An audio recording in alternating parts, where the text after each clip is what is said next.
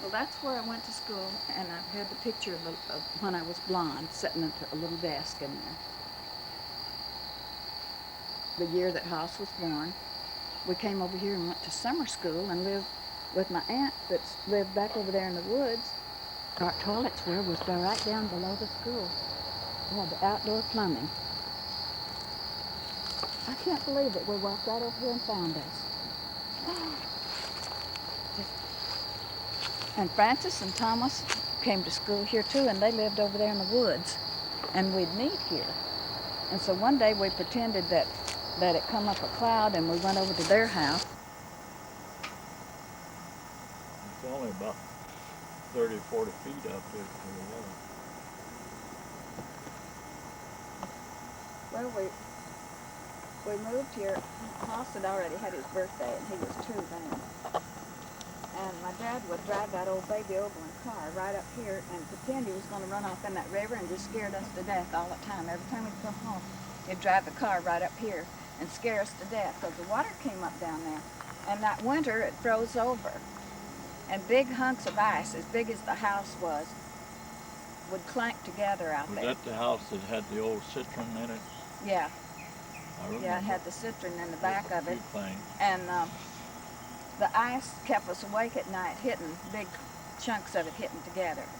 It was thawing out, but it was coming up from up somewhere else. It would come by here and get thawed out when it would come down here. And that was one of the years that the river froze. It wasn't solid. It was just, you know, big chunks coming down. And we'd sit up here in the house and watch it 2 miles across there. That was a big river. That wasn't just a little branch out there. But Dad always brought the car right up here. It scared me every time I'd see that river. I'd nearly get hysterical. I'd want out of that car. I'd tell him the brakes wasn't going to work on it. And he had an old black baby Overland car. It was the first car we ever had. And then we would walk to school down this little road and go over to the little brick school over there. Not Sardis School, the little brick school over in town.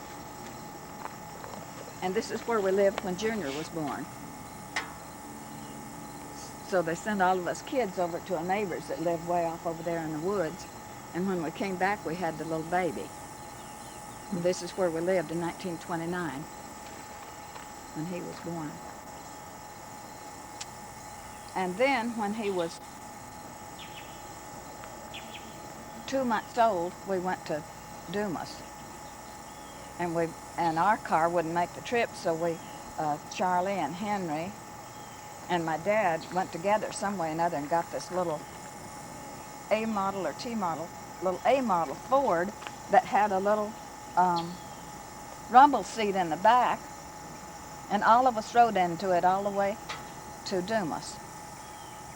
So we went, my dad and Charlie and Henry, my mom's brothers, were looking for work down there, and we never did come back. So my dad sent a mover up here with a truck who was Hubert Slayton to get the stuff out of the house, and it was a 2-story house. Well, he said he couldn't bring anything out of the upstairs because by the time he got the little truck full of stuff, he couldn't get anything out of the upstairs, and all of our dressers and extra things he couldn't bring. So we never had much furniture after that. And this is where they left my little high chair that Uncle Anderson made out of oak. And us kids had all been trained to set up to the table in the little oak high chair. And it was right here in this house where they went off and left it. And didn't bring it to Dumas when they came. Maybe we could go down there in the river and find it. So a lot of the bedding they didn't bring. They just brought the box springs and the mattresses and the quilts. They left lots of quilts unless somebody went in here and stole them before. They said there wasn't very many quilts left. We had beautiful quilts and blankets and stuff. Well, that's a man for you. Just didn't go get anything. Yeah, it was just Mr. Slayton. We called him Hubert. And he said, well, a lot of the things had been taken out of the house. By the time he got back up here, it was 2 or 3 months gone by then.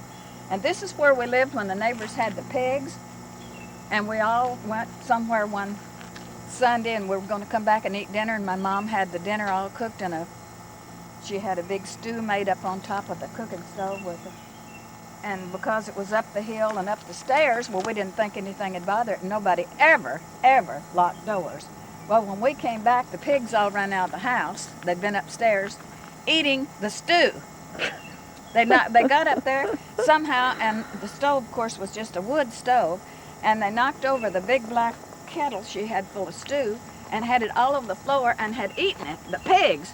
And we drove up here to this hill, and the pigs started running out of the house. You talking about a bad bunch of people. We didn't have no dinner left. Do you believe that, huh? That's the truth. Well, That is the truth. I'm thinking it over. And my dad laughed. He thought it was the funniest thing he ever seen in That life. was the same pig And my that ate stepmother my was straw really hat, mad. wasn't it?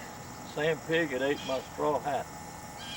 My dad was he just got so tickled because my stepmom was so mad at those pigs. She said those neighbors never keep those pigs up. And there they had eaten that great big dinner pot full of stew and had grease all over the floor. We had wood floors.